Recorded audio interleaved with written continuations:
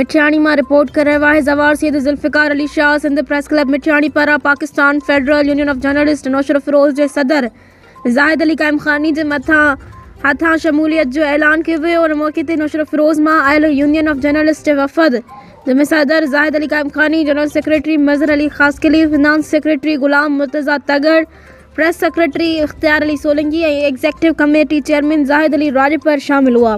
जॾहिं Sindh press club मिठियाणी पहुचण ते गुलनि जी वर्खा करे उन्हनि जो वालिहाणो इस्तक़बाल कियो वियो। तक़रीब में मिठियाणी जो सीनियर सहाफ़ी इम्तियाज़ अली भट्टी ख़ुसूसी तौर शिरकत कई। इन अहम गॾिजाणी में सिंध प्रेस क्लब मिठियाणी के सरपरस्त आला निज़ामुद्दीन मशहूरी, नायब सरपरस्त आला साबरी, अब्दुल जब्बार कुरैशी, सदर माशूक अली ख़ासकली, जनरल सेक्रेटरी ज़वार सैयद जुल्फ़िकार अली शाह और ॿियनि आयल मुअज़्ज़िज़ मेहमाननि के सिंध की सकाफ़त अजरक पेश किया विया।